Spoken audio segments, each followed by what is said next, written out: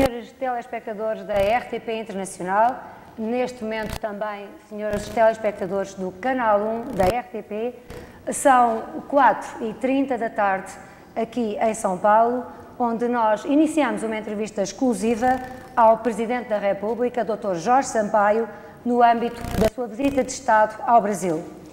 Sr. Presidente, muito obrigado por, nesta apertadíssima agenda que eu tenho tido a oportunidade de acompanhar desde o início, ter tido 30 minutos, é isso que está combinado, para nos conceder esta entrevista. Terei de começar por uma questão que tem sido particularmente polémica nesta viagem, a questão da reciprocidade dos direitos entre os portugueses do Brasil e os brasileiros de Portugal. A questão foi levantada, como sabe, no Congresso Brasileiro, em Brasília, no domingo passado, amplamente debatida também pela comunicação social portuguesa, que o acompanha aqui no Brasil. Hoje mesmo, a imprensa em Portugal recordava que o engenheiro António Guterres, atual Primeiro-Ministro, subscreveu em 1989 uma proposta de revisão constitucional que defendia a possibilidade de eleição de brasileiros e, obviamente, outros cidadãos de língua portuguesa para a eleição de cargos políticos apenas com as reservas que a Constituição brasileira naturalmente prevê para os portugueses.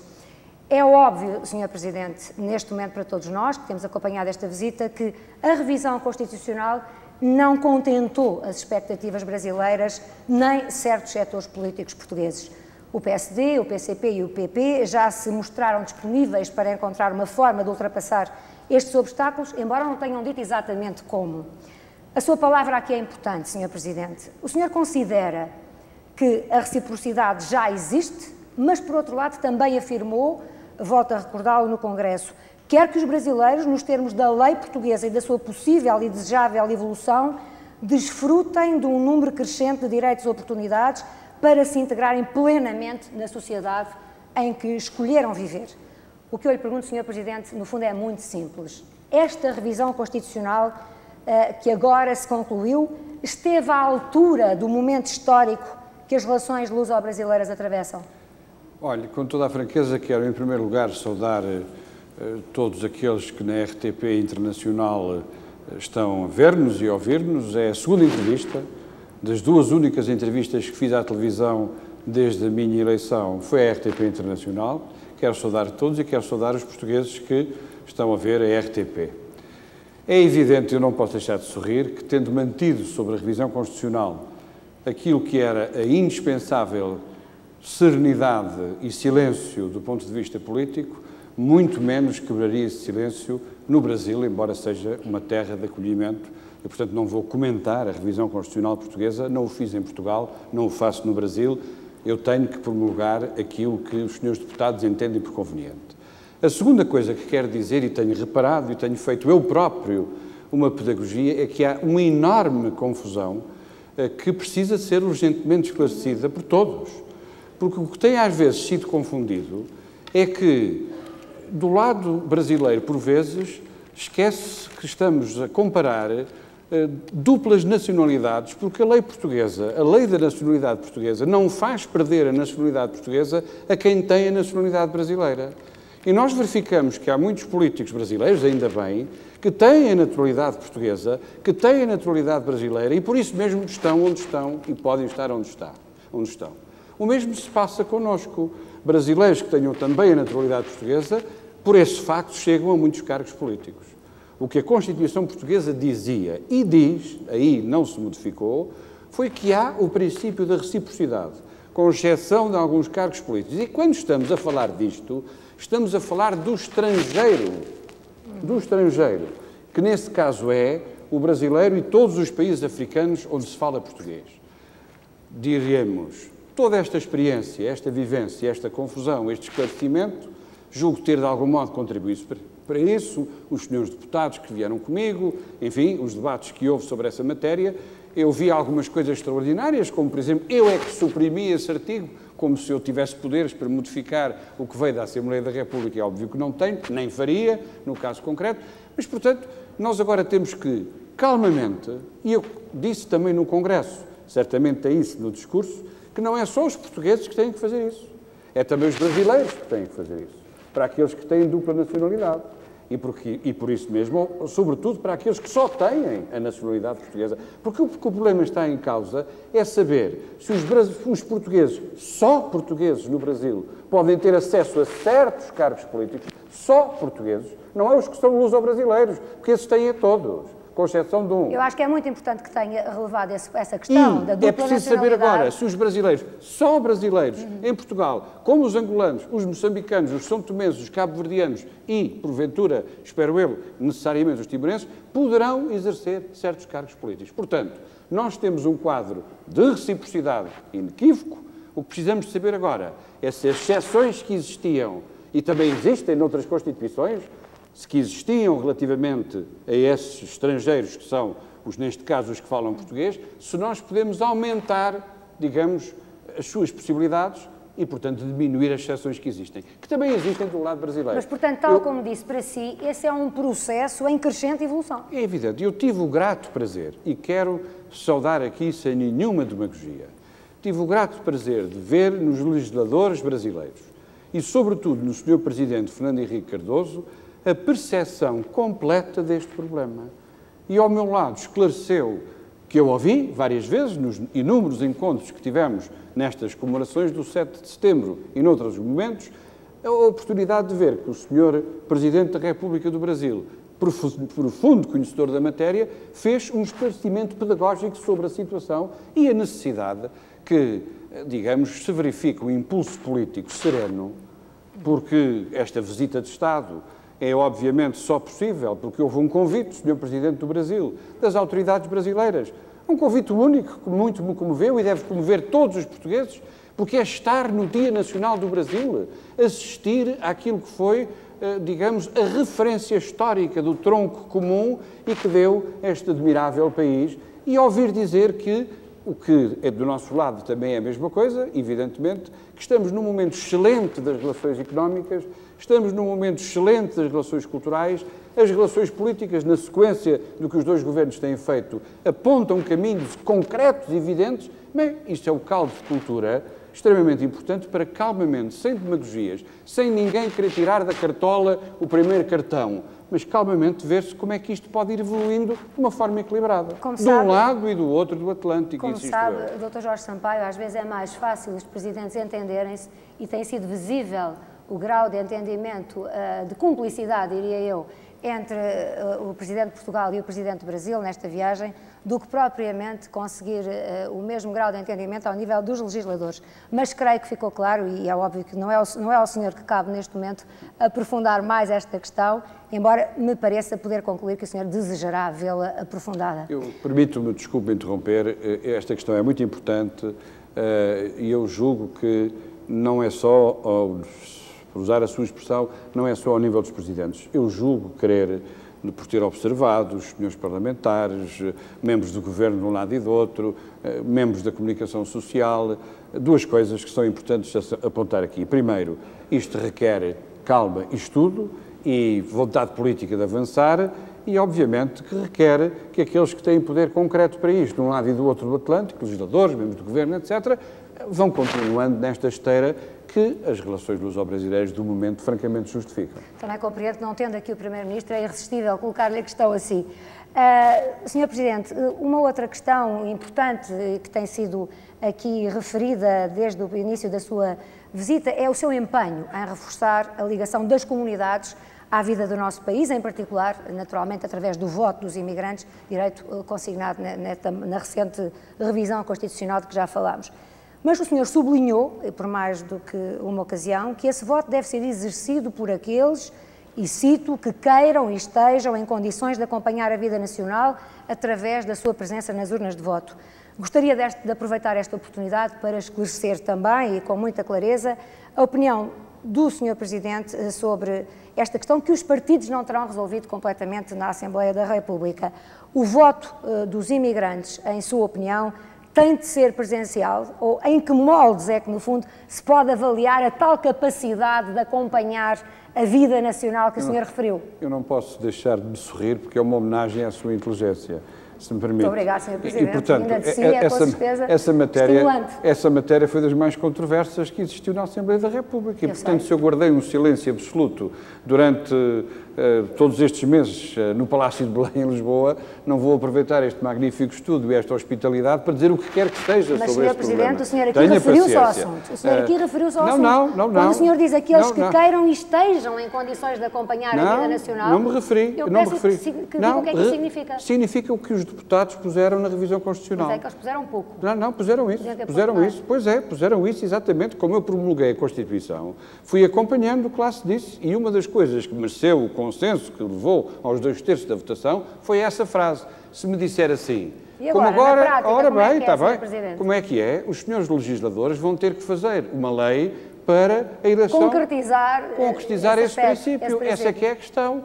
Bem, mas eu não sou legislador. O senhor, antes de promulgar, não lhes disse que eles deviam concretizar? Eu tive uma atitude que acho que é a única possível em matéria de revisão constitucional no sistema português. É o único caso, como se sabe, de promulgação obrigatória. É o único, está escrito no artigo em causa e, portanto, o Presidente da República não tem, nem pode ter, nem eu quereria, mesmo que tivesse, que fui deputado de tantos anos, pôr em causa o que é o poder constituinte, portanto, o poder de revisão dos senhores deputados.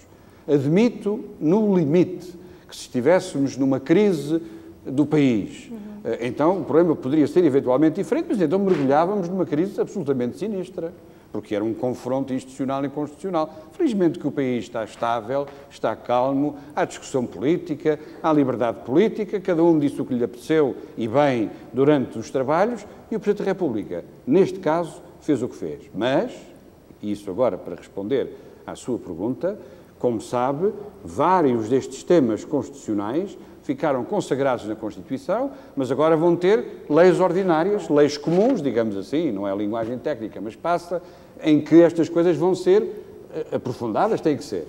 O senhor, como Presidente de todos os portugueses, mais em contacto aqui com a realidade das comunidades, nesta e noutras viagens que tem feito, a sua primeira viagem de Estado foi a um país de língua portuguesa, cabe aqui recordá-lo, julgo eu, não acha que poderá ter uma ação pedagógica a esse nível, até para estimular realmente depois a concretização desses aspectos da lei ordinária? Quais são as ambições dos portugueses e das comunidades a esse nível? Eu, em Belo Horizonte, fiz um apelo para que os portugueses votassem nas futuras eleições presidenciais. Estou a convidá-la a fazer esse apelo outra vez. Aqui tem muito mais público. Eu faço, obviamente, esse mesmo apelo em toda a parte. Eu não sei porque é que se sorri sobre essa matéria, porque é obviamente que... É que estou a recordar eu sei que está, da nossa audiência em Belo Horizonte, que agora muito simpática, era mais minuta. E eu sei que está a recordar-se de outras perguntas anteriores, feitas há meses atrás, também sei. Mas, portanto, eu não posso deixar de dizer a Constituição é uma coisa sagrada. A Constituição consagrou o princípio. É de esperar que haja a lei ordinária que o desenvolva. E, portanto, a gente não faz leis para se esquecer delas. Faz leis. Mas o Presidente tem aí ou não um papel referencial importante? O Presidente tem ainda a faculdade de olhar para as leis ordinárias e sobre elas aí sim emitir a sua opinião. E, portanto, tem essa faculdade. Mas agora também quero dizer uma coisa que os senhores espectadores podem com certeza perceber melhor. Farei denudadamente a pedagogia da ligação das comunidades portuguesas a Portugal, como também sempre fiz, como Presidente da República, onde estive, em Moçambique, em Bruxelas, em Estrasburgo, em toda a parte, também faço a outra pedagogia, que é o desejo que eu tenho, que os portugueses ou os lusodescendentes estejam cada vez mais integrados nas comunidades onde se inserem. Que votem, que discutam política, que participam, que estejam em sindicatos, que estejam em organizações patronais. Não podemos ter comunidades em guetos.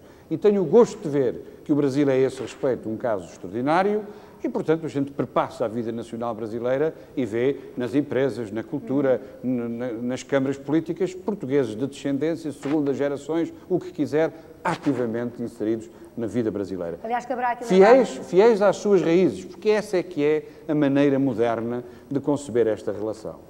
Eu tenho dito insistentemente que gosto imenso de música, como é sabido, adoro a retórica, há pessoas que até dizem que falo demais, julgo que até já me disse isso uma vez, e acho bem. Era o Sr. Presidente da Câmara. Exatamente. E, portanto, eu acho que no Brasil a gente pode falar um pouco mais, porque isto é tudo muito mais leve, muito mais interessante, muito mais musical, e portanto, vamos trabalhar todos para que olhemos, sobretudo, na perspectiva da modernidade destas relações. Os violinos a tocarem que a história se fez há 500 anos, com certeza que fez. se não fosse isso não estaríamos aqui. Mas penso que o exemplo do 7 de setembro, o exemplo daquilo que é emergir um novo país, que consegue, por uma colonização, chamemos-lhe assim hoje, que foi uma colonização dura, efetiva e que manteve a unidade nacional, esse facto nacional brasileiro surge com imensa pujança. Eu tenho orgulho nisso. Não tenho nenhum complexo, pelo contrário. Sentiu-se muito durante a sua visita? Sente isso, tenho orgulho nisso. Genuíno. Não tenho um orgulho paternal. Não tenho orgulho de quem vai abrir as portas do Brasil para a União Europeia, porque é absurdo. O Brasil não precisa. Agora, o que eu tenho orgulho, e farei tudo para poder fazer, é juntar na comunidade de países de língua portuguesa, ou juntar na perspectiva bilateral estes países para trabalhar em comum em coisas em que pode haver mais-valias pela sua cooperação. Sr. Presidente, vamos então falar justamente da comunidade dos países de língua portuguesa. O balanço deste seu primeiro ano de atividade, pouco mais de um ano, foi, como sabe, muito crítico. Muitos afirmaram que não se passou do tal plano retórico, isto agora não é piada, estou a falar de uma maneira geral, não o responsabilizando em nada. Por exemplo, o ex-embaixador do Brasil em Portugal, Aparecido de Oliveira, um dos grandes ideólogos do espírito desta comunidade, repetia esta semana num jornal de Brasília aquilo que muitos pensam. A CPLP continua apenas a engatinhar, a expressão é genuinamente brasileira, claro. Não sei quem é o gato. O gato, gatinhar é de criança. Também pode ser de gato, não? Penso que não. Penso que a ideia não é essa. A ideia é que com 14 meses as crianças já deviam andar e a comunidade tem mais ou menos 14 meses. Ele diz que ela só engatinha, não é? E que nem sequer se revitalizou o Instituto Internacional de Língua Portuguesa. O Sr. Presidente, ainda no discurso do Congresso, que eu já aqui lembrei várias vezes, não deixou também de dizer: é nós que criámos a esperança que cumpre realizar a obra. Penso que aqui, de alguma maneira, admite que há muito por realizar, a obra está por realizar. Não lhe parece que ficaram realmente defraudadas as grandes expectativas que mobilizaram e justificaram a criação desta comunidade neste primeiro ano? Olha, com todo o respeito, voltamos outra vez e à retórica, sabe, com toda a simpatia. Não tenho nada essa opinião. Porque quando se fala assim, pensa-se isoladamente. E não se pensa em termos comparativos com as outras comunidades, com o Commonwealth, com a francofonia. A francofonia é um jantar no Eliseu de 2 em 2 anos, para além das relações... A francofonia? Sim. São muitos institutos de língua francesa por todo o mundo, Eu vou continuar. É o apoio a muitas televisões antes mesmo da RTP Internacional. Deixe-me concluir. Com as relações económicas, com as relações... Mas não são muito mais do que isso. A Commonwealth é o que sabemos. O que é que se passou neste ano, para além daquilo que é... e que eu não quero dizer que é pessoal por este ou por aquele, não interessa. Passou-se a estruturação fundamental da CPLP e passou-se uma coisa que as pessoas não se deram conta. Foi um crescendo de encontros, de reuniões e de projetos ao nível de 7 países nas mais diversas atividades. E quem pensar que a comunidade dos países de língua portuguesa será muito importante porque há um edifício e porque há um secretário, e que há 5 assessores, e que há 3 papéis timbrados... Mas isso também é simbólico, não é? Que uma sede definitiva demora um ano a encontrar, não é simbólico, porque isso é sempre muito difícil. De uma certa falta de vontade. Não é falta de vontade nenhuma, são coisas de orçamento, são coisas de localizações, tiveram que se mudar. Não é isso que me interessa nada, sinceramente, não me interessa nada. O que me interessa é isto, que a RTPI esteja aqui hoje a emitir para o mundo inteiro, e que é um grande projeto que antecedeu a CPLP, que haja cooperação entre cidades como existe, que os cientistas se reúnam, que as universidades planejem cursos de todo... Eu já digo planejem. Isso é a sua preparação para a entrevista de ontem aos meus colegas brasileiros. Pois é. Porque é um esforço que eu acho que admiro, porque senão não entendem, não é? Digamos que até os meteorologistas se encontrarem, que os advogados preparem eventualmente uma ordem dos advogados. Uma comunidade é um conjunto de redes, de organizações, de planos conjuntos. E isso vai crescendo. Portanto, o seu balanço é positivo? O meu balanço é positivo para este ano. E é positivo porque agora não podemos perder a vontade política de o continuar. E foi por isso que no discurso, no banquete oferecido pelo Sr. Presidente Fernando Henrique Cardoso, eu falei das colaborações trilaterais ou quadrilaterais.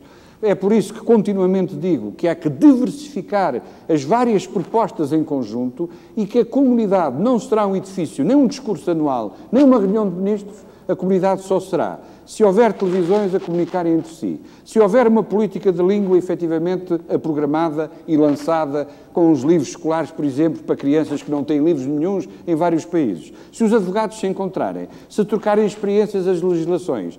E eu tenho verificado que há um interesse extraordinário em que esta experiência se cruzem. Mas há outra muito mais importante também ao igual momento. É que pela primeira vez houve concertação política. Pela primeira vez houve concertação política. Portugal está no Conselho de Segurança das Nações Unidas porque o Bloco Africano, porque o Brasil, na América, e na América do Sul em especial, foram os grandes paladinos dessa candidatura. Portugal hoje apoia a candidatura brasileira como membro permanente do Conselho de Segurança. Isso significa concertação político-diplomática. Ora bem, isto vai, portanto, sucessivamente crescendo, de grau a degrau. E é assim que se faz uma comunidade. E por isso não estou nada pessimista, nada negativista sobre isso. Acho que todos nós temos um papel a jogar. E digo mais, se não fosse essa comunidade, naturalmente eu não estaria aqui e naturalmente também não estaria, como ontem estivemos, e é um gesto de enorme significado, o Sr. Presidente da República do Brasil, eu próprio e o escritor Pepe Tela para receber o Prémio Camões em Brasília. Convenhamos que isso é, digamos, um grande esforço para provar o que deve ser uma estratégia universal de afirmação desta multiplicidade de identidades, mas que tem um tronco comum e efetivo.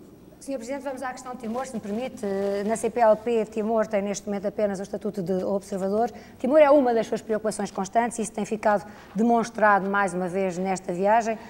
Ao nível dos discursos formais, é evidente que o Brasil tem manifestado também essa sua solidariedade para com o povo de Timor, mas na prática, e como sabe, é outra questão polémica, os interesses comerciais parecem falar mais alto. Há uma importante delegação de empresários indonésios que é esperada para breve no Brasil, para estudar novos investimentos económicos. É claro que o comentário a esse facto iminente é, mas o Brasil precisa de dinheiro. No entanto, Sr. Presidente, por mais realista que seja este tipo de argumento, isto não compromete as virtualidades da CPLP? Quer dizer, quando há cedências ao nível dos princípios, ainda se pode falar de uma solidariedade ativa? Eu acho, sinceramente, que sim, sabe? Nós temos que também fazer a nossa própria educação nesta matéria, com todo o respeito digo. Porque como é que se coloca este problema? Eu não sei se tenho mais 3 ou 4 minutos para um problema tão... Por mim tem a tarde inteira. Também por mim, sou um grande militante destas coisas e, portanto, não me importo de continuar. Tenho, aliás, muito gosto. Repara o seguinte, o problema de Timor-Leste é um problema da sociedade internacional. Como o problema da sociedade internacional tem vários vértices. Tem a Indonésia, com certeza, tem os timorenses, os que são a favor da anexação e os que, felizmente, são contra, e são maioria, tem as Nações Unidas, tem Portugal. Portugal é potência administrante, há um quadro de negociação que existe sob a égide do Estado-Geral das Nações Unidas. E esse é o quadro fundamental. E é esse que tem que continuar a progredir. Agora, a questão de Timor-Leste não é uma questão que possa ficar isolada porque Portugal se massa com este ou se massa com aquele, ou quer que aquele não tenha relações, ou que aquele não faça relações comerciais. Mas nós pedimos medidas concretas, por exemplo, à União Europeia, mas vamos lá ver. Pedimos e temos uma posição comum que tem feito alguns progressos. E isso acho extremamente positivo que tenha acontecido. As coisas são bem diferentes aqui no Brasil, Sr. Presidente. Repare, não é bem isso que eu estou a dizer. O que eu estou a dizer é que, em caso nenhum, podemos prescindir de quem sabe o que é o problema. Ouviu o Sr. Presidente do Brasil falar na Embaixada de Portugal no dia 7 à noite, que defende o princípio da autodeterminação para Timor-Leste, e eu apenas o que peço aos brasileiros, pedi aos congressistas e pedi ao Sr. Presidente, é que possam, eles que conhecem o problema, que conhecem Portugal, que sabem as condições do povo de Timor-Leste, ajudem pelos canais próprios que têm para poder desenvolver alguma solução no quadro das Nações Unidas. E isto, no fundo, por uma razão muito simples, para além das razões diplomáticas e políticas que requerem que não nos isolemos nisto. O que é que me interessa a mim dizer que vem aí uma delegação de não sei de quem para fazer não sei o quê? Não, o que eu quero é que, a propósito disso, que existirá sempre aqui, como na Alemanha, na Inglaterra, na Turquia, onde quer que esteja, a propósito de cada uma dessas diligências, se fale sempre em Timor-Leste, se exija que a situação melhore, e quando eu vejo o Sr. Presidente Clinton falar nisto, fico todo contente e a questão de Timor-Leste deu um salto qualitativo em frente. É essa questão que, obviamente, teve um avanço extraordinário com a concessão do Prémio Nobel, que fez mexer tudo isto. Mas há uma frase que eu queria terminar neste quadro de matérias. Eu estive várias vezes com o Sr. Bispo Belo, que é, como se sabe, também Prémio Nobel. E ele disse uma vez a uma pessoa que estava a falar com ele, e eu estava a ouvir, e ele disse uma frase que eu nunca mais posso esquecer e que justifica muito deste esforço de apelos que eu venho fazendo para que cada um possa usar, digamos, sem prejuízo do princípio, possa usar a sua fluência. Sua Excelência Reverendíssima, o Sr. Bispo Belo disse isto: não se esqueçam que eu regresso para o meu país sofredor. E eu acho que quando se fala de Timor, mesmo todos aqueles que são progressistas, de centro, de direita, todos eles são a favor, com certeza, os que falam disto, dos direitos humanos, da proteção, etc., nós temos o dever estrito de pôr tudo ao serviço da possibilidade deste princípio ser verificado. Ou seja, dar ao povo timorense esta coisa simples, que é a possibilidade de autodeterminar o seu destino. Mas não podemos fazê-lo sem que todos os dias a gente se lembre que há pessoas violadas, que há pessoas que desaparecem, que há mães ajoelhadas a pedir pessoas que saiam da cadeia, que há todos os dias que regressar aos estados às 7 da tarde, 8 da tarde, têm que ir para casa. E que há uma situação de opressão, situação terrível. E isso eu lembro-me todos os dias e, portanto, eu não me perco uma única oportunidade, quaisquer que sejam as relações dos países com que eu estou com a Indonésia, para que eles possam também ter isto no seu dossiê. Foi isso, afinal, que eu também fui dizer ao Sr. Presidente Mandela. Por isso, Sr. Presidente, é que, contactando tanto com os líderes da opinião, o senhor é a pessoa privilegiada para dizer que é bastante chocante para nós portugueses constatarmos coisas tão simples, tais como, de há alguns anos a esta parte precisamente, sabe aqueles panos brasileiros com que as brasileiras se embrulham nas praias, que se chamam para e hoje, há vários anos que a maior moda são os panos indonésios. Podiam já agora importar outros panos e não aqueles. São pequenos factos que eu acho que podiam perfeitamente... Eu peço imensa desculpa, não vejo a questão assim. Eu estive este ano a passar férias em Portugal, em vários pontos do país, e vou dizer esta em primeira mão. E, portanto, o meu filho precisava de sapatos, diz que precisa de sapatos todos os dias, eu tento moderar estes ímpetos, e fomos comprar uns sapatos de ginástica, como nós... E, de repente, a gente olhou para o letreiro. Era Indonésia. Pois, e numa feira em Portugal. E, portanto, não vale a pena estarmos a criticar os planos brasileiros, porque havia também sapatos ténis indonésios numa praça em Lisboa. Quer dizer, a vida é assim, quer dizer, e portanto, vamos ter sobre isto todos algum cuidado. O senhor é um homem de princípios e, portanto, eu sei que continuará a lutar por eles. Vamos passar para outra questão, Sr. Presidente, que são as questões da reforma da economia brasileira, que o senhor já referiu aqui várias vezes também, que geraram, como é sabido, um clima de grande confiança nos meios empresariais portugueses, a ponto de nós nos termos constituído no 6º maior investidor estrangeiro em Portugal, tal como o senhor ainda hoje lembrou durante o seu almoço na Federação dos Industriais do Estado de São Paulo. No entanto, parece haver alguma retração nesta década de 90 no investimento brasileiro em Portugal, comparativamente com a década de 80, como sabe, há dados estatísticos sobre isso. É Portugal que está a oferecer condições menos apelativas aos investidores brasileiros ou aos portugueses que querem voltar a investir na sua terra? Penso que não. Penso que as condições são as que existiam ou até melhores, porque a estabilidade é mais forte, porque hoje já se pode ver a evolução próxima da economia portuguesa, que atravessa, aliás, um momento extremamente positivo. O Sr. Presidente Fernando Henrique Cardoso até respondeu a isso na Embaixada de Portugal no dia 7. Eu não vou repetir isso porque isso compete-lhe a ele dizer. Que, no fundo, a mobilização... Não tive a oportunidade de assistir. Não, o que disse foi a mobilização dos recursos é tanta que às vezes faltam noutros sítios.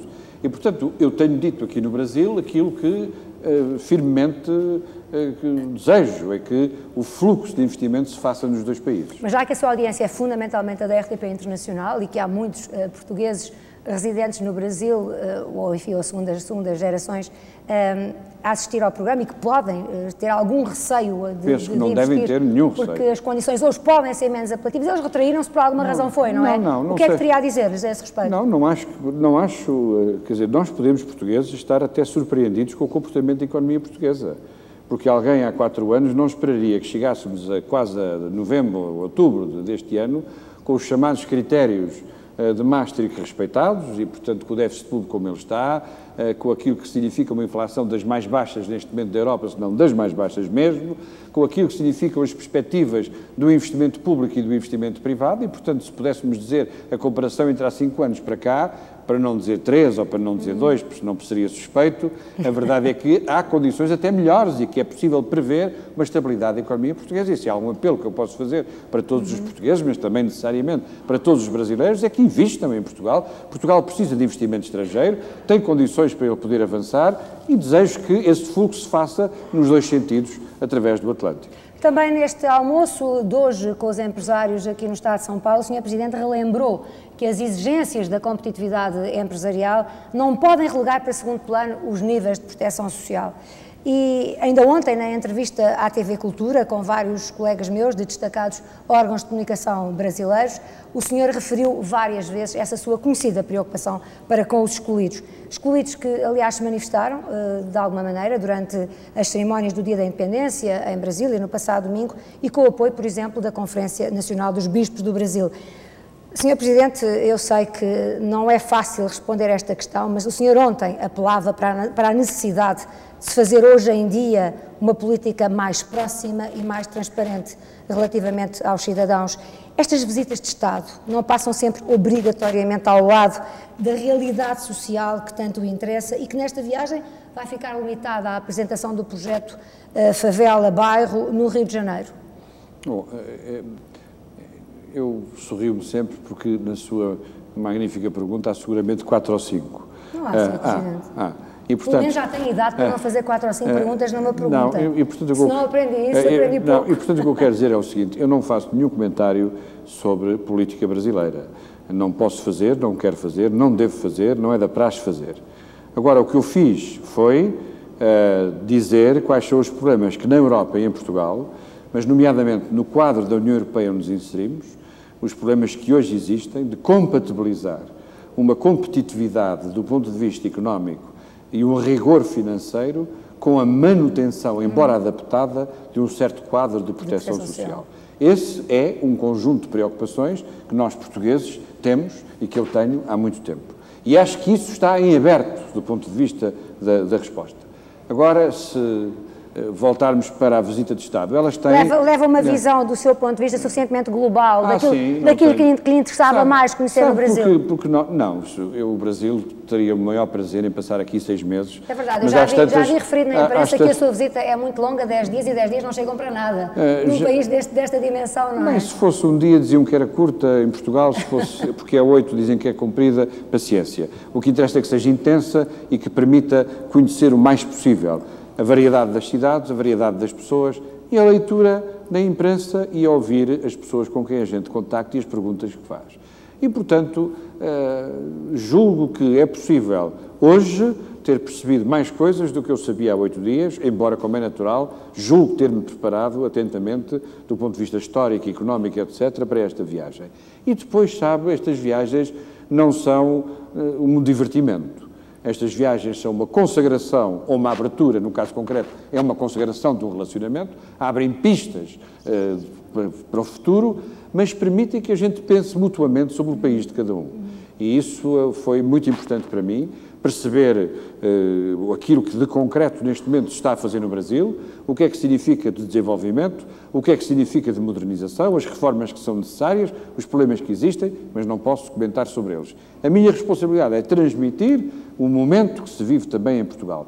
E isso permite, por isso é que há comitivas, por isso é que há economistas, por isso é que há sociólogos, por isso é que há urbanistas, em número, embora não tanto quanto eu desejaria, mas que são significativos na vida portuguesa, para que contactem com os seus colegas brasileiros e se possa criar este hábito de confrontar ideias, confrontar propostas. É para isso que uma visita destas serve e eu estou muito contente. Só tenho pena, como digo, não poder estar aqui 6 meses, mas quando chegasse a Portugal já teria sido expulso e é isso com certeza que eu não desejo. Sendo no Brasil, espero bem que não. Enfim, mas... uma questão mais de síntese. Sabemos que o sensibilizou muito o facto de estar presente na parada do 7 de setembro, que é perfeitamente compreensível. Que outros momentos é que destacaria do ponto de vista pessoal, de vivência pessoal, nesta visita até agora, até este momento? Eu só tenho uma frase. O que eu destaco sempre, não é só hoje, agora evidentemente que sobrelevou tudo mais, isso é indescritível, não tem possibilidade de ser contado. É estar ao lado do Sr. Presidente do Brasil no dia 7 de setembro, com o que isso significa do ponto de vista histórico. Isso é inesquecível. E só nós, portugueses e brasileiros, poderíamos fazer isso, e eu acho que nunca mais esquecerei isso. Agora, para além disso, permita-me que diga, e que com toda a sinceridade, o que nós nunca podemos esquecer são os brasileiros. E isso é o que me impressiona.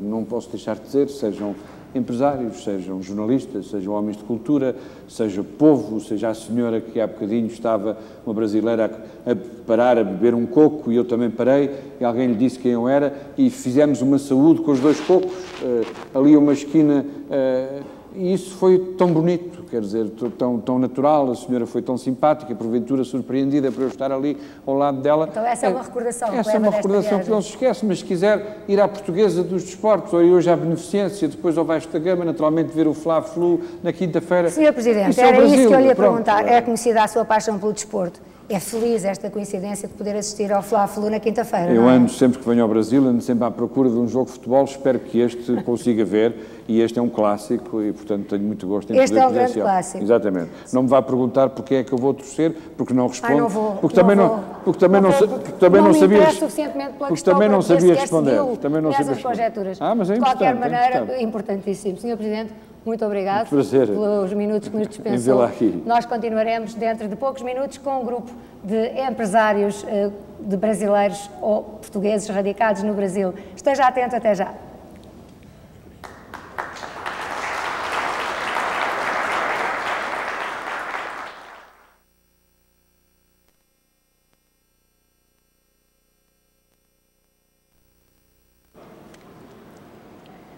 E depois da entrevista com o Presidente da República, Dr. Jorge Sampaio, tenho comigo 6 convidados, todos portugueses de sucesso, radicados há mais ou menos anos no Brasil, mas todos, como verão, há bastantes anos, e que nos seus diversos campos de atividade conseguiram êxito. Vou começar talvez pelo Sr. José Pereira Fernandes. Sr. Pereira Fernandes, muito boa tarde. Boa tarde. O senhor é o presidente do Conselho de Administração do Grupo Barateiro, sim, um grupo que hoje congrega cerca de 32 supermercados no estado de São Paulo. A sua história é a história de muitos dos portugueses que emigraram ainda muito jovens para o Brasil e, felizmente, é uma história de êxito. Quero contá-la um pouco. Com que idade é que o senhor veio para o Brasil e o que é que começou a fazer? Eu cheguei aqui com 23 anos, em 54, trabalhei um ano de empregado, né? E depois fui para a feira, né? Fui trabalhar na feira. Eu mais um irmão e um primo, né? Quantos irmãos tinha o senhor? Aqui, naquela altura, eu tinha um irmão e um primo, e né? Quantos deixaram em Portugal? 6, não, 5, nós somos 7. E aí iniciamos na feira, né? Trabalhámos durante 3 anos, e aí, quer dizer, valeu como experiência, foi o início, né? A partir daí, nós achámos que devíamos avançar um pouco mais, então comprámos na mercearia, né?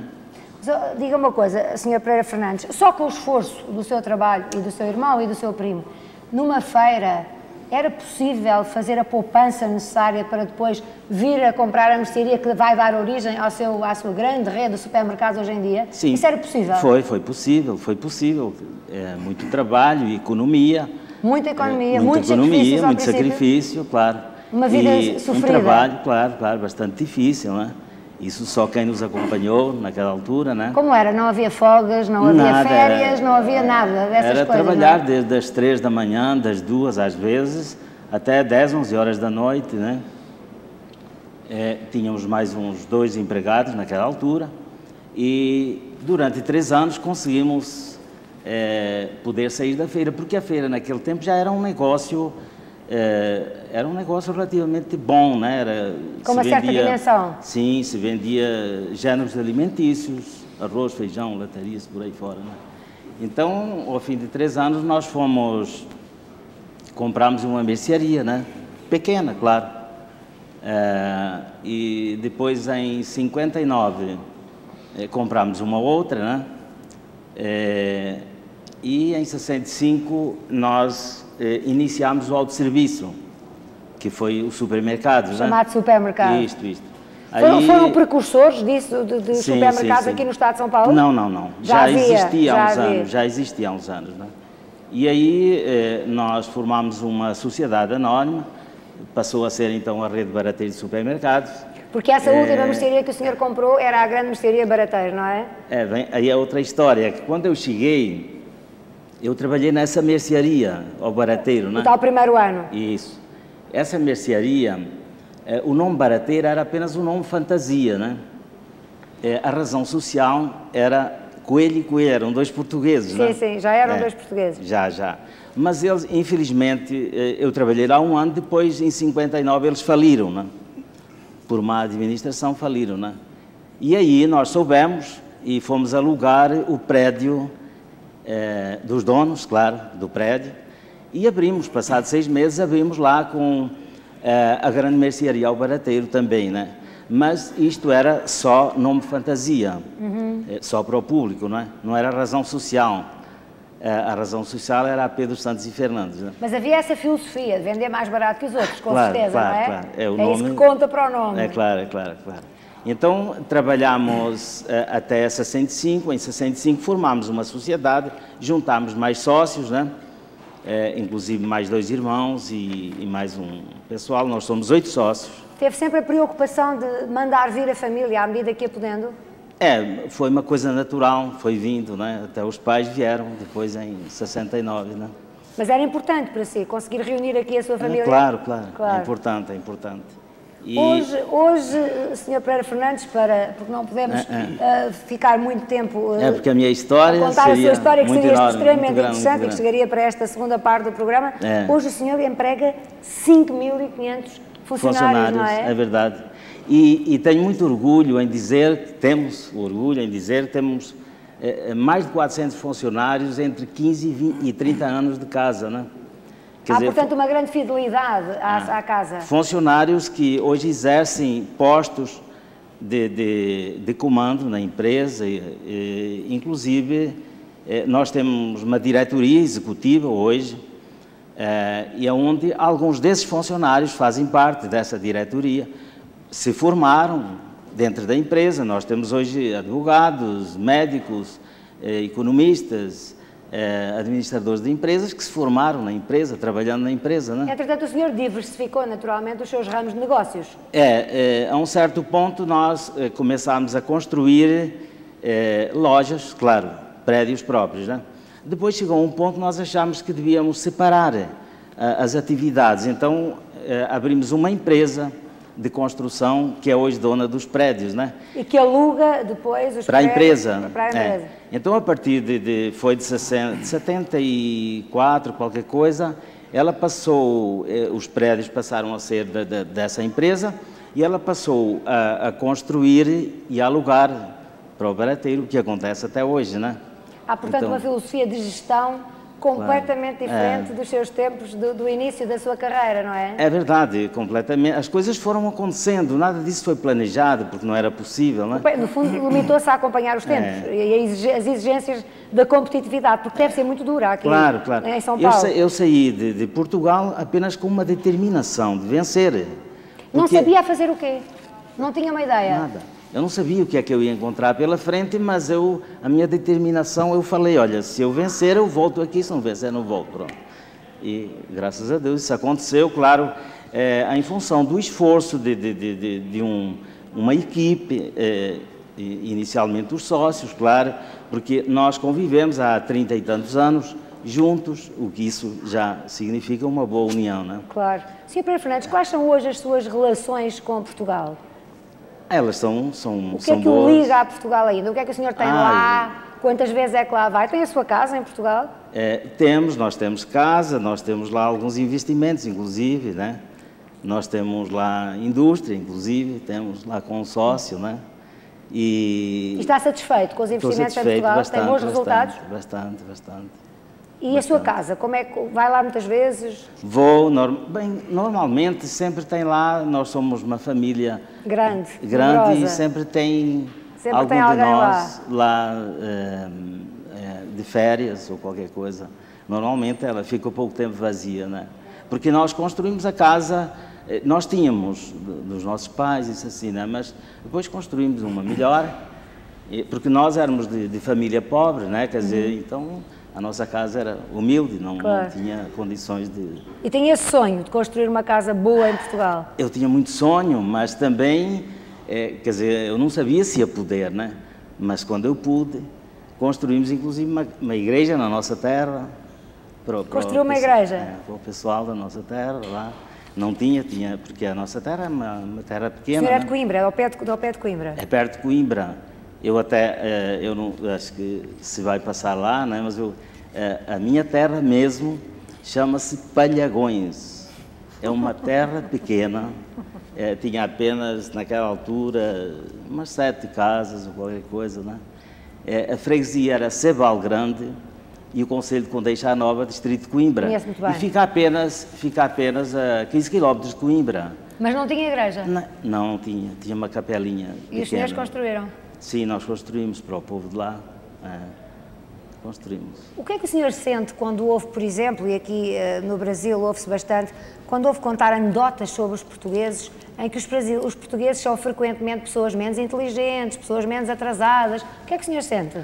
Eles contam de nós e nós contamos deles, não há problema nenhum, não. Uma vez que não seja, claro, às vezes há palavras que ofendem mais do que uma anedota, mas aqui nós não temos problema, graças a Deus, isso é uma coisa que, isso é uma terra e um povo maravilhoso, isso Sr. Pereira Fernandes, há pessoas que vêm aqui ao Brasil, têm uma estadia curta de alguns meses e chegam a Portugal falando com um sotaque cerrado brasileiro. O senhor está aqui há 43 anos e fala quase com um sotaque igual ao meu. Sim, sim. É um esforço ou é uma coisa que aconteceu naturalmente? Não, natural. E olha, desde o início eu comecei a conviver com pessoas... Com brasileiros. Foi logo no primeiro início. A atendê-los, não é? Claro, primeiro a atendê-los na mercearia, na feira, etc. Isso. E, no entanto, manteve Eu não... A minha esposa já não. Essa conseguiu, também não por esforço, mas conseguiu. Porque a minha esposa é portuguesa também. Ela veio... Era capaz de ter casado com uma mulher brasileira, para si? Sim, sem dúvida. Ou há características na mulher portuguesa que o senhor prefere? Em relação à brasileira? Não distingue? Não. É que eu já namorava quando saí de lá. Eu saí com 23 anos e namorava a minha esposa. E ao fim de 3 anos, eu não tinha dinheiro para ir lá, para casar, então casei por procuração, não é? E veio ela? Veio ela. Quer dizer, o senhor não se deixou tentar pelas brasileiras, embora as tentações aqui sejam muitas, penso eu, não é? Veja bem, é que eu saí da minha terra para vencer. Então, com um objetivo de vida. É claro. Então claro, larguei tudo o que um rapaz, um moço de 23 anos fazia ou faz, não é? Abandonei tudo para me entregar exclusivamente ao trabalho. Durante 3 anos, esses primeiros 3 anos, trabalhou? Sempre tenho que trabalhar, trabalho bastante ainda trabalho bastante. Mas mais nessa altura, até poder casar por procuração? Pois. Claro, foi sempre uma vida de muita luta, mas é boa. Eu posso até dizer, eu iniciei sem dinheiro, eu não tinha dinheiro, não tínhamos nada, nem crédito. Foi assim mesmo na raça, mas essas não foram, mas nós não tivemos dificuldade nisso, porque a vontade era tanta. E qualquer tostão que a gente conseguia ganhar, aquilo significava um estímulo enorme, né? Então isso fez com que nós... Mas isso está no caráter, ou se tem essa determinação, ou não se tem. E os portugueses têm muitas vezes essa determinação, não é? Isso, claro, todos têm isso aí, eu acho que... Agora, uns têm mais sorte, outros menos sorte, não é? Sr. Pereira Fernandes, foi um prazer conhecê-lo, continuação de muitas felicidades. Muito obrigado, prazer foi nosso também. Doutor, não se vai já embora, se quiser intervir ao longo do resto do programa, esteja completamente à vontade. Vou apresentando os meus convidados à medida que vou conversando com eles. Dr. Fernando Lessa, boa tarde, também para o senhor. O senhor é o vice-presidente da Casa de Portugal em São Paulo. Além disso, é o vice-presidente de um banco que está entre os maiores 10 bancos do Brasil, e que só aqui em São Paulo tem mais de 500 agências, não é? Trata-se da nossa Caixa, é vice-presidente da nossa Caixa, a antiga Caixa Económica do Estado de São Paulo. Também o senhor está aqui no Brasil há mais de 40 anos? Há 43 anos também. Também, exatamente os mesmos anos. A origem é diferente, o senhor é transmontano. Sou de Trás-os-Montes, sou de uma aldeia. Aliás, não é o único transmontano aqui presente, como já veremos. De uma aldeia próxima de Bragança. Chamada Val de Nogueira, uns 15 quilômetros também de Bragança. Da capital mais próxima. Sim. A sua história aqui foi completamente diferente. O senhor fez uma pós-graduação em Direito e, entretanto, já foi deputado estadual 2 vezes, não é verdade? Portanto, tem uma experiência política que é uma experiência diferente. Exato. Foi satisfatória essa experiência política? Foi, eu diria menos rica do que a experiência do experiência José humana, Pereira Fernandes, do Sr. Pereira Fernandes, que é extraordinária, claro. Não é? E eu cheguei, fiz os estudos aqui no nível secundário e ingressei no serviço público. Comecei a trabalhar muito cedo, com 14, 15 anos. Também por necessidade? Também por necessidade, claro. E vim com os meus pais, filho único, mas ainda assim precisava trabalhar. Comecei a trabalhar como office boy, como mensageiro, na Brasmotor, Brastemp atual, Multibras atualmente. E, aos 14, 15 anos. Depois trabalhei, as montadoras chegavam então a São Bernardo, é a cidade onde eu resido ainda hoje, a Volkswagen, a Ford, enfim, várias montadoras que se instalavam ali na década de 50.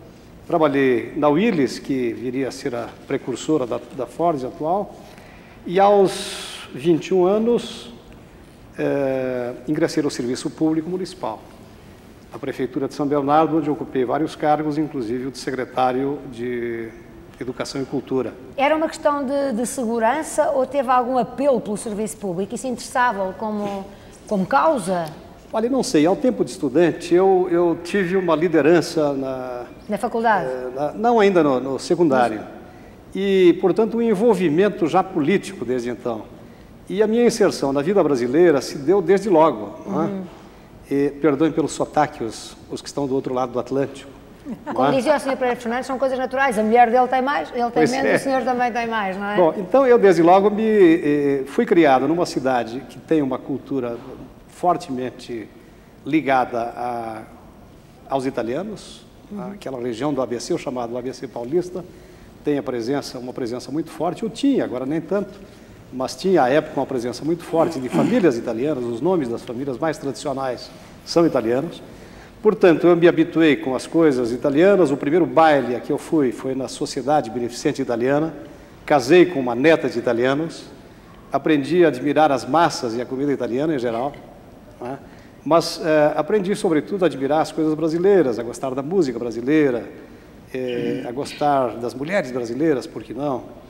Eu não fui tão recatado quanto José Pereira Fernandes, namorei muitas meninas brasileiras, casei, afinal, com uma brasileira, não é? Embora de origem italiana? Embora de origem italiana, não é? A minha atual esposa, São dois atrativos, tenho a história italiana 33 por trás, anos a beleza brasileira, de facto, deve... Enfim, é um conjunto de ingredientes que deve ser interessante, com certeza. Claro, a beleza brasileira é inegável, da mulher brasileira. Completamente. Não há como negar. Não é? Não há como, realmente. Mas dizia, portanto, o senhor que sempre sentiu esse interesse pela causa pública, veio naturalmente? Veio naturalmente. Desde os seus tempos de estudante? Desde os tempos de estudante. Aos 23 anos eu disputava a minha primeira eleição, fui candidato a vereador em São Bernardo e fiquei na suplência, assumi depois a vereança, foi a minha primeira experiência na política. Depois, como decorrência do trabalho que realizei, já na condição de secretário de Educação e Cultura, vi, digamos, aplainado o meu caminho em direção à política e para um cargo mais direção importante. Um voo maior. Foi o de ter sido deputado estadual e, aliás, com muita honra, colega da Ruth Escobar, que teve uma trajetória um pouco semelhante à minha. Entretanto, como eu dizia há pouco, tem uma diferença fundamental. Eu não consegui ser artista, nem rico, não? Espero que agora se refira a mim. Isso agora já vamos ver se a Ruth, que também está aqui connosco, se considera rico. Rica é com certeza, mas não sei se em dinheiro. Outras coisas, sem dúvida. E, portanto, essa experiência como deputado estadual também foi gratificante? Foi muito gratificante, foi muito rica, no aspecto do relacionamento humano, no aspecto da possibilidade que me deu de servir a este grande país, que eu amo tanto quanto a Portugal, e de estabelecer, enfim, conhecimento, relações com as principais lideranças políticas do Brasil. Eu fui um dos fundadores, ao lado da Ruth e de tantos outros, fui um dos fundadores do PSDB, numa dissidência do PMDB, que ainda está aí, e um partido que, depois de poucos anos, galgou o principal cargo do país, a presidência da República, através do nosso companheiro e essa grande liderança, que é o Fernando Henrique Cardoso, conquistou o governo do Estado de São Paulo e de outros estados igualmente importantes. Não é? Portanto, o senhor hoje sente-se particularmente identificado com o rumo que o Brasil está a traçar? Sim, sou social-democrata e partilho dos ideais, partilho, enfim, dos propósitos que animam a minha grei política e que animam essas pessoas e outras que estão na condução do processo da política e da administração brasileira. Doutor, eu lembrava aqui na primeira parte deste programa ao nosso Presidente os muitos excluídos que ainda há nesta sociedade, como é natural, num país com tantos milhões de habitantes, é bem natural que alguns milhões, infelizmente largos, continuem a situar-se ao nível da pobreza. Acha que o Brasil vai conseguir superar esse desafio de todas as pessoas poderem ser integradas em níveis mais dignos de vivência? Eu espero que sim, e é inegável o reconhecimento de que há profundas diferenças sociais, de que há uma distribuição da riqueza muito injusta entre os brasileiros.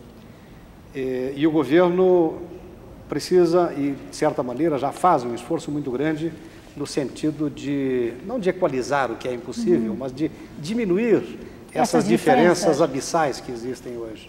Não é? De outro lado, este processo de globalização tem um aspecto selvagem, não é? Que é acentuar essas diferenças, é o modelo concentrador de renda. A globalização leva a uma enorme competitividade das empresas, não é? Exatamente. E isto custa empregos, postos de trabalho, não é? E nós temos, por outro lado, no Brasil, vivemos um momento muito rico, muito especial, que é esta tentativa, eu já diria, essa iniciativa exitosa do atual governo de estabilizar a economia, de conseguir com que a moeda estabilize o preço das coisas, não tenha variação diária que tinha antes. Quase hora a hora, não é? Bom, e isto acrescentou um poder de compra às classes trabalhadoras. Não é? É inegável que isto ocorreu. Quer dizer, então, houve uma elevação do poder de compra, da capacidade de compra e o acesso a produtos que antes não estavam ao alcance desta massa trabalhadora. Não é? Isso são conquistas inegáveis, mas há que avançar muito ainda na direção da ampliação dos postos de trabalho e de condições de vida mais dignas para muitos brasileiros que ainda estão excluídos, que ainda estão à margem de coisas, enfim, importantes na vida moderna. Doutor Fernando Lessa, um pouco da sua experiência também como dirigente associativo. A Casa de Portugal, aqui em São Paulo, como outras organizações associativas, sendo uma instituição muito representativa da comunidade portuguesa, de alguma maneira é também um garante, ou pelo menos é um veículo que possibilita uma integração dos portugueses, de modo que eles estejam menos suscetíveis a passar essas vicissitudes, não é? Há também preocupações sociais junto destas associações? Sem dúvida, sem dúvida. Da Casa de Portugal, do Centro Transmontano, do Clube Português e de outras associações. Além disso, nós temos aqui a Beneficência Portuguesa, que é, digamos assim, uma projeção da presença dos portugueses na área da benemerência. Não é? Nós temos a Provedoria, que é também um outro exemplo desta preocupação dos portugueses com a vida dos seus semelhantes, sobretudo aquelas pessoas que vieram de lá e que por alguma razão não tiveram a sorte que nós tivemos, não é? E que precisaram em algum momento dessa assistência. Então, esse tem sido um aspecto não descurado pela grande maioria das associações comunitárias. E devo dizer que há uma outra característica também.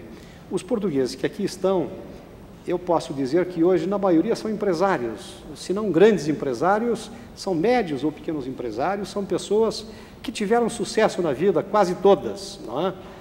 Não tanto quanto o Pereira Fernandes. Enfim, Pereira Fernandes. Não seria fácil. Como o Valentim Diniz, que também é do ramo dele, mas eu acho que todos, quer dizer, é uma característica dos portugueses, procuram não ser empregados, procuram não trabalhar para os outros, quer dizer, procuram ter o seu negócio e evoluir na vida através de um esforço próprio voltado, digamos, muitas vezes com a presença da família, trabalhando, como foi o caso dele, e há exemplos inúmeros disso, não é? Mas são, eu diria, quase todos vencedores, não é?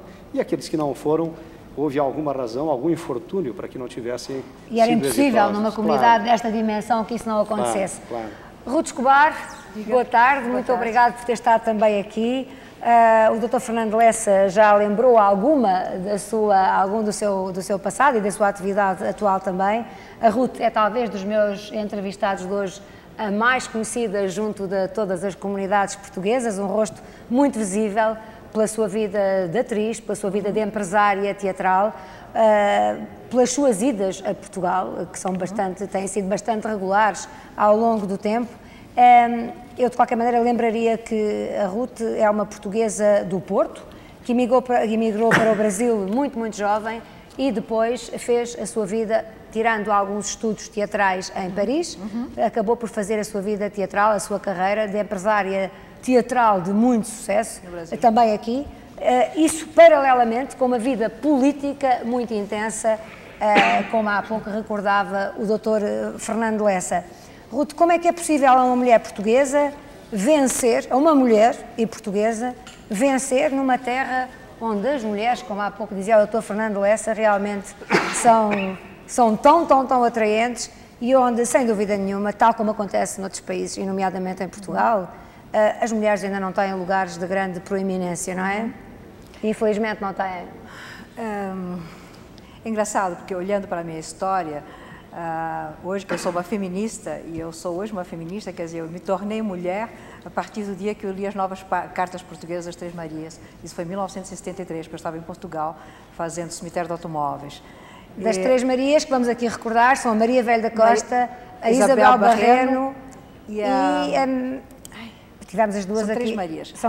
A Fátima, a Maria Teresa Horta. A Maria Teresa Horta. Novas cartas portuguesas que dariam origem a um processo que contra dariam origem a um elas. processo, e naquela época, inclusive, eu fiz a leitura em Paris, no Palais de Chaillot, onde não podiam entrar homens, só mulheres, e o único que entrou foi Antônio Alçado Batista, que eu coloquei por um canto. E nós fizemos a leitura das cartas. Outro grande vulto da cultura portuguesa e talvez um dos homens que melhor se relacionam com as mulheres. É o meu irmão, ele sempre disse que nós somos amigos, nós fizemos a tropa juntos. Somos muito, muito amigos. E a partir das novas cartas portuguesas eu me tornei uma militante feminista. Mas eu vim para o Brasil com 15 anos de idade, estou aqui há 47 anos, eu cheguei aqui em 1951 e comecei a trabalhar imediatamente. Eu estudava à noite no Colégio Roosevelt de São Joaquim, onde Quais foram as suas motivações? Já ouvimos dos nossos dois anteriores convidados. Quais foram as suas motivações ao vir para o Brasil, Ruth? Eu vim com a minha mãe.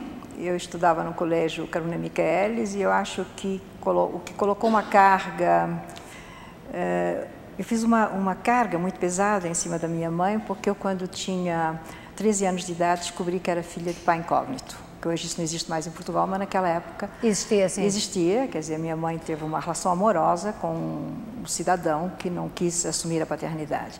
Hoje diz-se que a sua mãe foi mãe solteira, pura e simplesmente. Exatamente, não é? mãe solteira, só que eu acabei conhecendo a filha do senhor com quem a mamãe vivia. Isso provocou uma coisa. Eu estudava no colégio católico, eu me senti muito discriminada e eu comecei a insistir muito com a minha mãe para vir para o Brasil, onde a gente tinha uma tia, uma irmã dela. No fundo, para sair de Portugal. No fundo, para sair de Portugal, exatamente.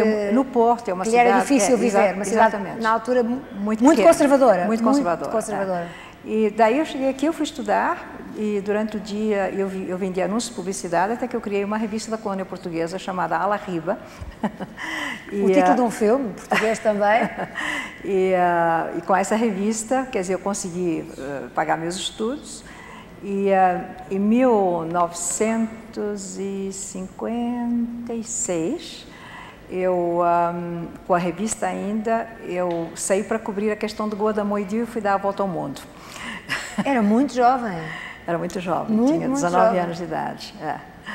E essa coisa de dar a volta ao mundo fez de mim a pessoa que eu sou, no sentido de entender que o que numa cultura é bom, na outra é mal. Então eu aprendi a ter meus próprios princípios e me tornei essa pessoa irreverente e rebelde. Que é até hoje. Que eu sou até hoje. E que quer continuar a ser. Eu acho isso bom, acho isso positivo, né?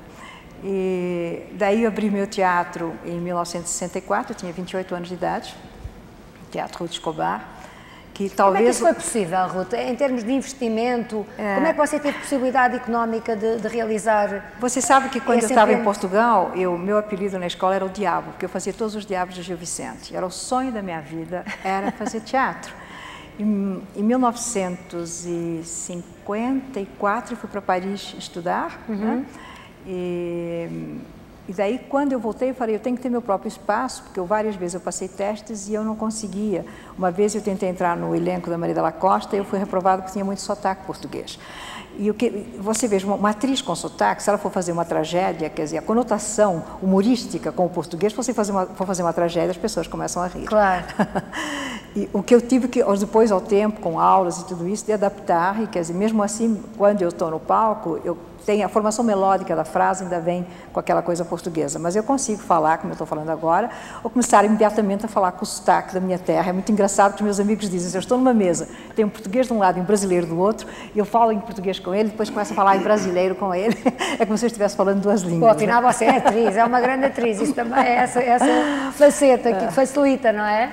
Daí, quando eu fiz o teatro, quer dizer, o teatro, em 1968, teve um incidente que me transformou numa ativista política, que foi a invasão do meu teatro, em 1968. Porque estamos a falar do tempo da ditadura militar. Do tempo da ditadura militar. Foi a invasão do teatro. Foi um tempo duríssimo para si. Você esteve presa? Eu fui detida umas 10 vezes. A primeira vez foi em 1968, eu fiquei presa no Segundo Exército um mês. Mas a minha militância política começou com a invasão do teatro por um grupo denominado CCC, Comando de Caça aos Comunistas, quando eu estava fazendo uma peça, Roda Viva, de Chico Buarque, e que era uma peça contra a tradição, a família e a propriedade. Peça que em Portugal também é conhecida, pelo menos nos meios teatrais, exato. Não é? E foi representada.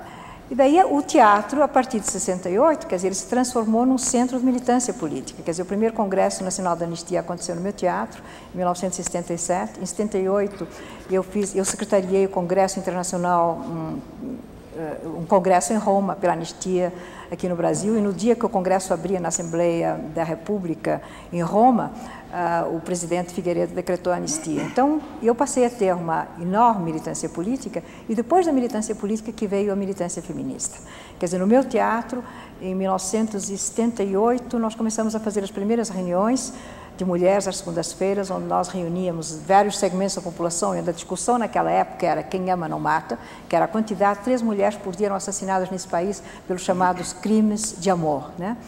E fazia parte desse grupo muitas mulheres, desde a Ruth Cardoso, que foi uma companheira, a gente fazia almoço na minha casa a cada 15 dias, a Marta Suplicy, que é deputada, a Zuleia Cobra, que é deputada federal, grande parte dessas mulheres, de São Paulo, que estão por aí, participaram do nosso grupo, que nasceu no teatro e que teve uma continuação durante alguns anos. Mas não deixa de ser curioso que essa sua preocupação, a sua militância feminista tenha nascido através de um livro de três grandes escritoras portuguesas. É ter nascido através de três irmãs portuguesas. Isso que eu Considera acho, as irmãs? É, as irmãs. Isso que eu acho uma coisa muito bonita na minha história, né? Então o teatro teve essa militância, quer dizer, nós éramos, todas as minorias se reuniam lá, desde prostitutas, homossexuais. Eu fiz o primeiro congresso de homossexuais desse país no meu teatro, eu fiz o primeiro encontro de palestinos e israelitas no meu teatro.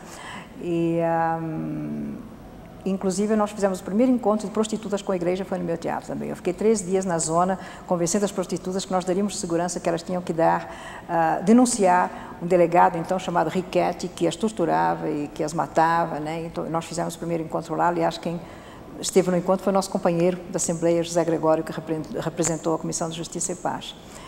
E a partir daí, quer dizer... Portanto, a sua atividade mais tarde como deputada decorre naturalmente, não, é uma natural você sabe que eu saí praticamente candidata em 82, de última hora, porque eu não queria ser candidata, fui pressionada pelas mulheres de ser candidata, e daí eu fiquei deputada 8 anos, onde eu me afastei praticamente, quer dizer, não fiz mais teatro, evidente, não fiz mais teatro como atriz. Mas manteve o seu teatro? Eu mantive meu teatro. Eu acho que o Lessa está dizendo que eu sou rica porque estou vendendo meu teatro por 5 milhões de reais. É verdade, eu disse que vou ficar rica. Quando eu receber, eu vou ficar rica. Embora você hoje partilhe o seu tempo entre o Brasil e São Francisco, uma vez que é casada, pela quinta vez, o que eu acho uma façanha notável. Eu pensei que era 4, mas eu lembrei. Quinta vez com o americano. Portanto, apesar dos falhanços anteriores, não está desiludida com a instituição, com o casamento. Eu não sei se... Não estou falando da instituição, quer dizer, que eu sou casada mesmo de papel passado, quer dizer, nós ficamos juntos 5 anos, só casamos ao fim de 4, né? Mas eu acho que a coisa mais importante é uma relação de amor. Quer dizer, a partir de uma relação de amor, você consegue desenvolver esse sentimento para o que está em torno. Quando você não sabe o que é isso, e é muito difícil a pessoa desenvolver a relação de amor a partir de si mesma. Você não sabe que você é o amor. Você encontra o amor dentro de você através da projeção do outro. Então, eu acho essa relação uma relação muito importante para o ser humano, né? E eu acho que nesse casamento eu cresci muito. Meus filhos acham que eu estou bem melhor, eu era muito autoritária, berrava muito, né? Hoje eu sou uma pessoa muito mais tranquila, né? É um elemento de moderação na sua vida? É um elemento de moderação. O seu marido. E continuo, quer dizer, em 1994 eu resolvi voltar à minha atividade aqui e resolvi voltar a fazer os festivais internacionais de teatro. Uma coisa que eu gostaria de dizer é que eu tenho muito orgulho que eu trouxe o Grupo Comuna ao Brasil em 1974. Sabe uma coisa? Não vai acreditar. Diga. Eu sou fundadora do Grupo Teatro Comuna. Sou da formação inicial, representando a alma de Gil Vicente. Olha que maravilha. E depois deixei a Comuna para ir para a RTP. Eu os trouxe ao Brasil em 74, foi o maior problema, porque o grupo era Comuna, e os militares diziam, mas está trazendo os comunistas para cá. Eu falei, não é os comunistas, é o Grupo Comuna. Depois houve essa confusão durante muito tempo em Portugal, não eram comunistas. Trouxe a Barraca também, trouxe o Carlos Avilés, que fez uma temporada enorme, e finalmente, agora no Festival 95, eu trouxe o Grupo Madre de Deus, que não era conhecido aqui. Depois eles voltaram aqui. O grupo musical, com essa extraordinária voz da Teresa Salgueiro. Ruth, para acabar, temos mais 3 convidados. O facto de ser portuguesa não foi nunca um handicap ao seu sucesso, ao seu êxito no Brasil? Foi. Claro que foi? Foi. Eu acho que pelo facto, quer dizer, tem poucos portugueses, digamos, ligados à comunidade artística ou intelectual. Eu senti uma profunda discriminação, não só como atriz, quer dizer, só depois que eu voltei de Paris e tive que fazer meu próprio teatro para conseguir me afirmar enquanto atriz, como também tive no lado político, porque também como o setor político é muito machista, então o pessoal da chamada esquerda, houve um determinado momento que eu era acusada pela direita de ser da CIA e pela esquerda de ser da CIA e pela esquerda de ser da KGB. E pela direita, exatamente, ser da KGB. Exatamente. Então eu fui a última condenada pela Lei de Segurança Nacional neste país, a um ano de cadeia em 1986, onde eu já era deputada, né? E, então eu senti essa discriminação, e essa discriminação não passava só pelo viés de ser mulher, passava pelo viés de ser portuguesa. O duplo viés de ser mulher e ser portuguesa. Pela coisa, sempre pela piada, entendeu? Quer dizer, porque lá está, como é que chega uma mulher que vem concorrer com os homens, num campo artístico também é um campo extremamente masculino, em nível da direção, da concepção de espetáculos, entendeu? Uma empresária, uma atriz. Então, e que ainda por cima é portuguesa. E que ainda por cima é portuguesa. Então eu sinto que eu sofri muita segregação. E acho que às vezes ainda o sinto até hoje. Uma pequena piada, quer dizer, como se de repente o tipo de sucesso que eu tive aqui no exterior, como fosse insuportável um português chegar, quer dizer, no tipo de atuação que eu tive aqui. Portanto, no fundo, os portugueses têm que continuar a associar-se e a serem solidários. Com certeza. Para conseguirem afirmar-se também em todos os campos e também socialmente, não é? Sobretudo no campo cultural. Eu acho que o Lessa concorda comigo um pouco nisso. A discriminação é muito grande. É verdade. O setor talvez mais fácil foi aquele que escolheu o Sr. Carlos Perico. Boa tarde.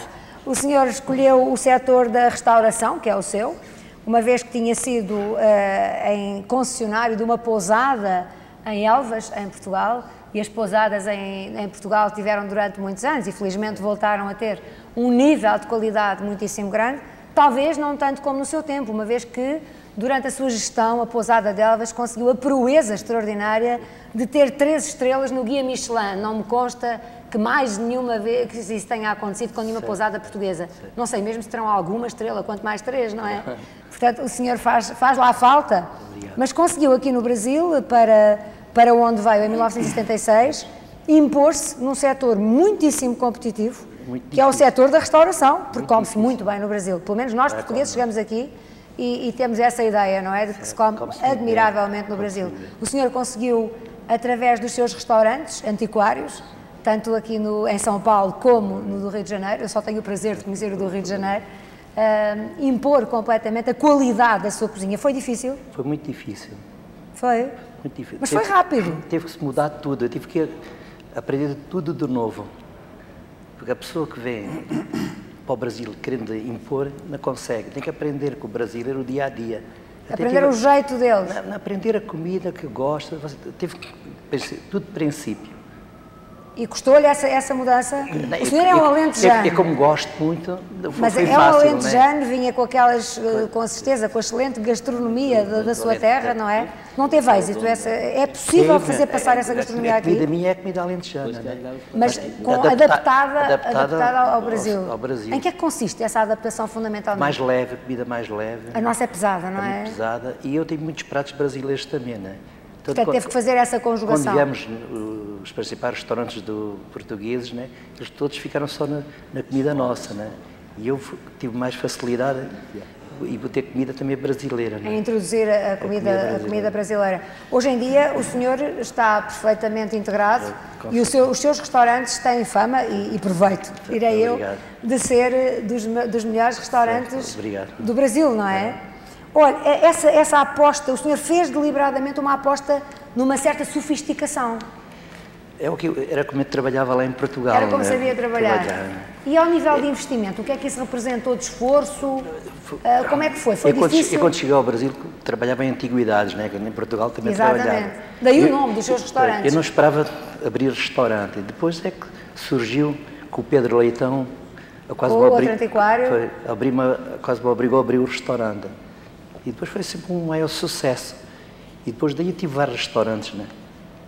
E o público correspondeu a essa sua exigência de qualidade e de sofisticação? Desde que tenha qualidade, tem sempre sucesso em qualquer lugar, né? O senhor considera que se come bem, como eu dizia há pouco, também considera que se come bem no Brasil? É muito bem. Hoje é dos lugares de muito que se come melhor para mim é no Brasil, né? Mas é pela diversidade de cozinhas que, por exemplo, uma grande metrópole como São Paulo oferece.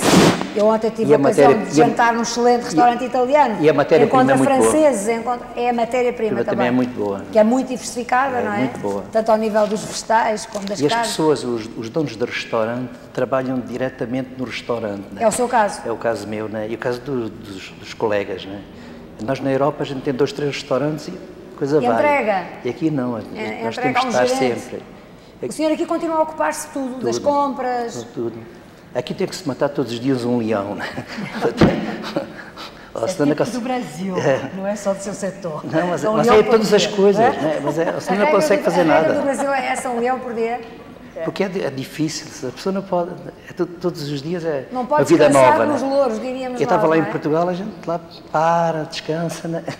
Então porquê é que as pessoas escolhem, porquê é que, por exemplo, o senhor neste momento, se quisesse voltar para Portugal e descansar, eu gostaria de voltar, não consigo, tenho 7 netos brasileiros, né? Pois é, já não pode voltar, estão todos cá. Todos cá. Veio tudo consigo. Eu vi que os meus filhos que eram jovens, né?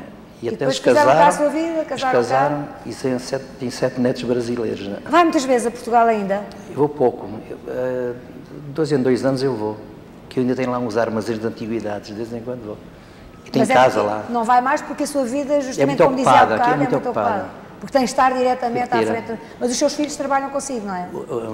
Os meus 2 filhos trabalham. Portanto, tem um apoio? Tem aí algum apoio? Mais uma vez, a empresa familiar. E eles gostam, desde novos, não é?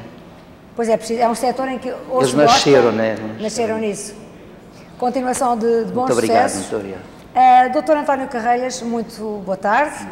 O senhor é o representante do Banco Espírito Santo no Brasil, um imigrante também dos anos 70 para Portugal, quase na mesma altura que o senhor Carlos Perico, veio em 77, não é? 77. Já com 40 anos. 40 anos, já não é fácil, 4 filhos e já não é fácil emigrar. Não deve ter sido fácil. Não é fácil. Mas a sua vida era de gestor. Eu era gestor e era advogado. Tinha o meu escritório de advocacia e era gestor, era administrador de empresas. E em Portugal era difícil administrar o que quer que fosse nessa época, não? Nessa época do pós-revolução não se administrava nada. Quer dizer, vivia-se da política e da atuação social, tudo era social, e quanto à administração propriamente económica para dar lucro à empresa, não se podia. E para criar postos de trabalho, porque não é apenas uma questão, se não houver lucro, depois acabam os postos de trabalho, não é? Aí me desiludi na realidade e vim para o Brasil. Mas é curioso eu estar a ouvir estes companheiros todos de imigração, sentir que na realidade eu sou o mais jovem de todos vocês no aspecto da imigração. Só tenho 20 anos e vocês têm todos mais do que 20 anos de Brasil. E eu verifico que concentramos aqui assim, neste auditóriozinho, nesta amostragem de imigração, na realidade, aquilo que eu costumo dizer que há de investimento no Brasil. É verdade, os vários tipos de imigração, não é? Os vários tipos de imigração com vários tipos de investimento. E eu que hoje trabalho num banco permite-me falar sobre investimentos. Nós temos a imigração da poupança, que é o caso típico do Sr. Fernandes e da grande maioria dos heróis da imigração portuguesa. Todos aqueles que vieram sem nada, todos aqueles que trabalharam horas e dias a fio e que conseguiram, com o seu sucesso, com a sua poupançazinha do tostão, somar para criar impérios como vocês criaram e que são o orgulho de nós próprios portugueses que viemos mais tarde. Essa foi a imigração mais difícil. Foi a mais difícil, a mais suada, mas, a mais forçada. Mas é aquela que deu mais resultados e que marcou profundamente o que é as características de um povo. Depois, eu diria que pode haver a imigração ou o investimento por necessidade àquele a que eu pertenço, que é da faixa do 25 de Abril, da Revolução, que muita gente veio de Portugal com pouco dinheiro, mas com boas qualificações, e que, na realidade, puderam investir aquele pouco que tinham ou puderam pôr os seus serviços, a sua aptidão profissional ao serviço de outras empresas, e que foi o meu caso. Digamos que foi uma fase desarrumada da vida portuguesa em que o país não conseguiu gerir os seus recursos, porque felizmente muitos puderam voltar e hoje em dia essas qualificações são aproveitadas em vários campos, não é? Sem dúvida. E eu devo dizer... Mas o senhor preferiu ficar por cá? A minha vinda para o Brasil também tem qualquer coisa de romântico, na medida em que eu já, antes de pensar no Brasil, eu já conhecia o Brasil como turista, e eu antes de pensar no Brasil eu tinha uma ânsia de grandes espaços e pensava em África. Nunca fui para a África. O senhor é um aventureiro, gosta de aventura, não é? Gosta de espaço. Os meus amigos que me conhecem sabem o muito que eu tenho feito nesse campo. Tem feito expedições? Tenho. Fez uma expedição até à Amazónia? Eu vivi com o Orlando Vilas Boas, que é o papa dos sertanistas brasileiros no Xingu. Eu fiz recentemente a travessia do deserto do Sahara de Egito nas trilhas do Paris-Dakar. Explique-me uma coisa, como é que o Grupo Espírito Santo, que o senhor hoje é o representante no Brasil, com tantas atividades, lhe deixa tempo livre para se dedicar a essas expedições, porque isso não se faz em 8 dias. Mas faz-se num mês de férias. Inteirinho, vai o mês todo para ali. E nesse mês de férias, como eu gosto muito destas expedições, faz parte de uma necessidade da minha vida, do equilíbrio da minha personalidade, é por isso que eu falo tanto nelas. Então parece que eu faço mais tempo de expedição do que de trabalho. Mas não é verdade.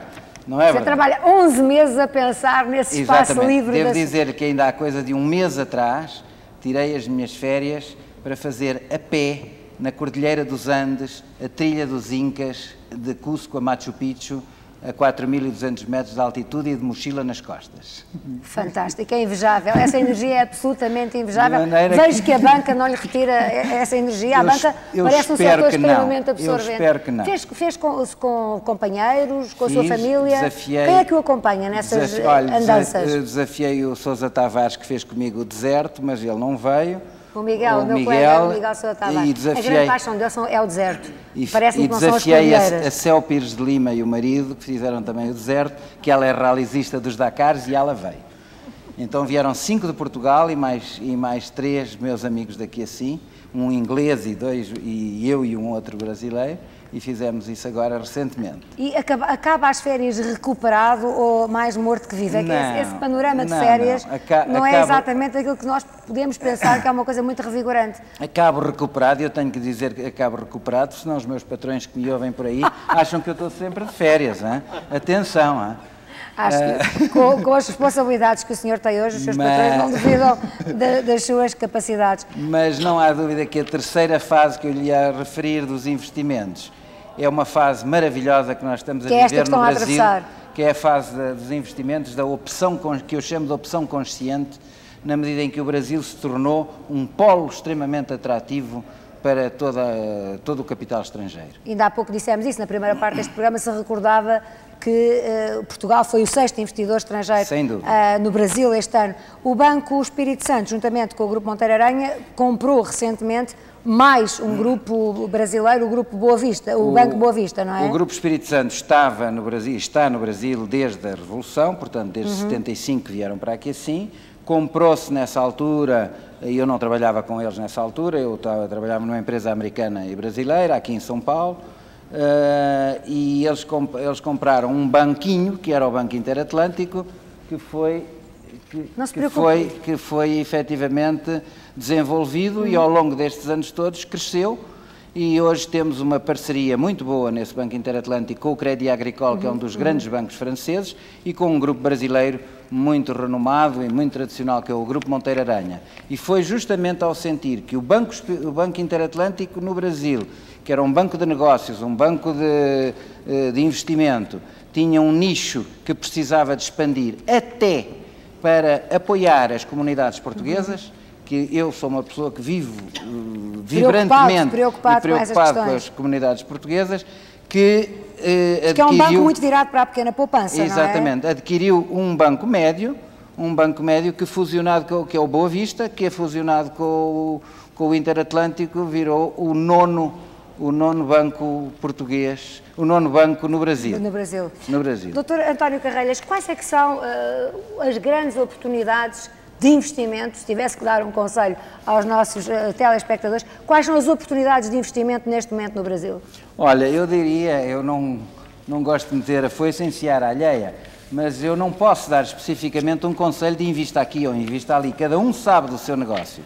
Agora, que sem dúvida o Brasil, com a sua potencialidade, se tiver gente que venha administrar bem, administrar pelo trabalho e não pela especulação, que pode ter a certeza que o mercado brasileiro aceita qualquer coisa. E ainda pode trazer sucesso. E eu devo dizer-lhe ainda só para terminar, porque eu vejo que há muita gente com pressa, por causa do nosso Presidente da República, que vivemos neste momento, e é mais uma paixão que eu tenho em relação às comunidades, vivemos neste momento uma sensação de que as comunidades se espalharam de tal forma pelo mundo que hoje que estamos a celebrar os 300 anos da morte do Padre António Vieira, eu não posso deixar de citar uma frase dele no sermão aos portugueses em Roma, que dizia: para nascer, pouca terra, para morrer, toda a terra, para nascer, Portugal, para morrer, o mundo. E cá estamos nós como exemplo disso. Muito interessante e muito oportuna essa citação.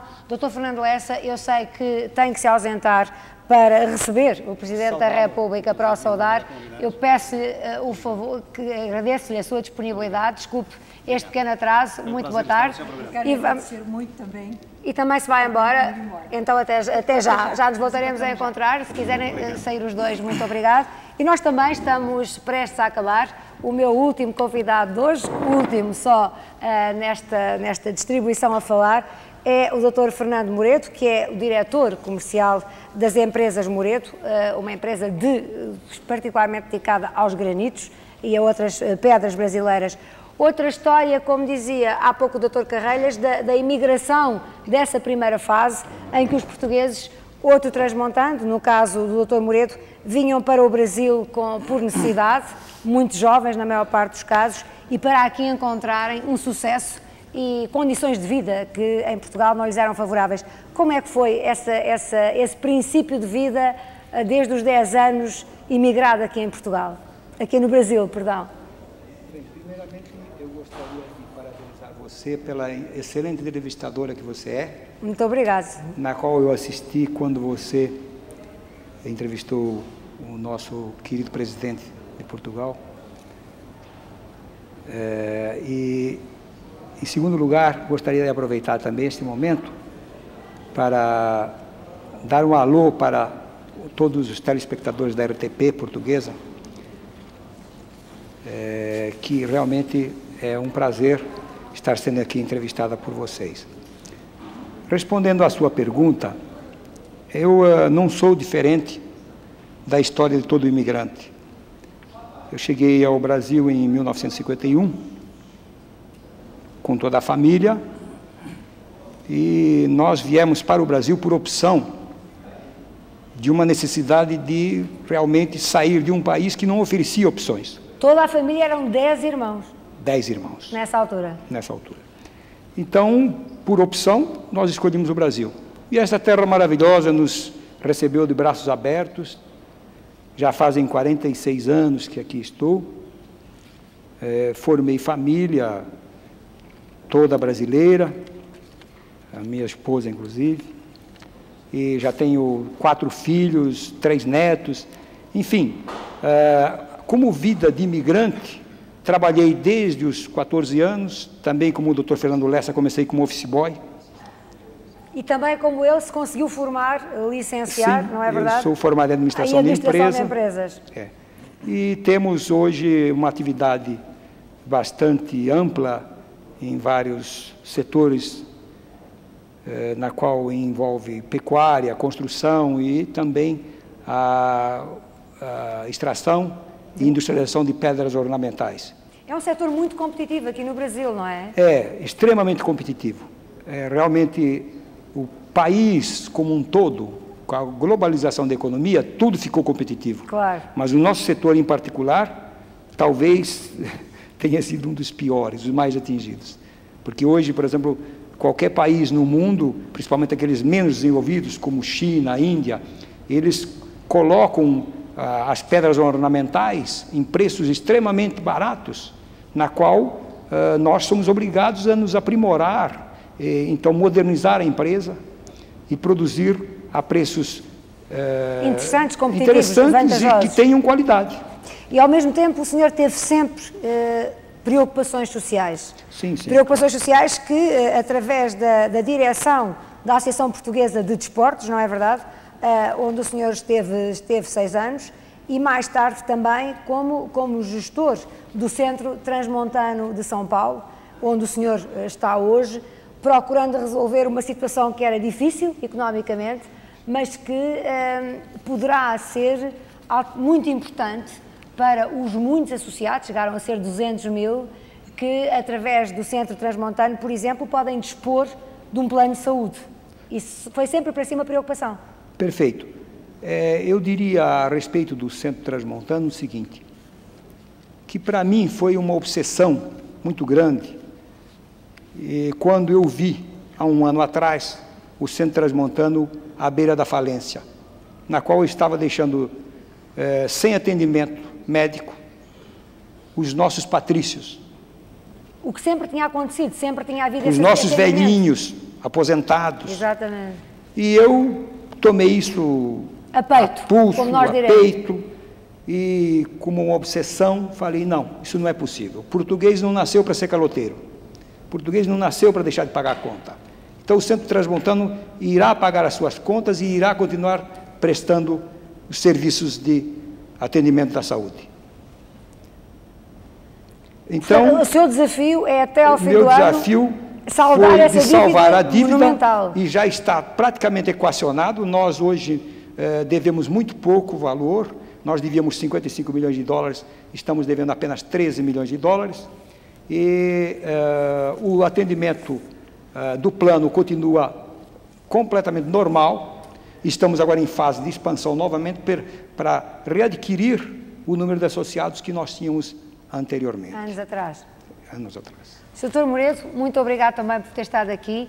Uma continuação dos seus êxitos, desta vez na gestão, na salvação do Centro Transmontano, que consiga voltar a ter o mesmo número de associados.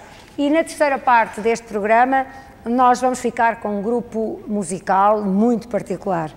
Que para além da voz de Nuno Guerreiro, nós podíamos falar de um navio que nos transportaria através de tempos esses que ainda nem sequer aconteceram.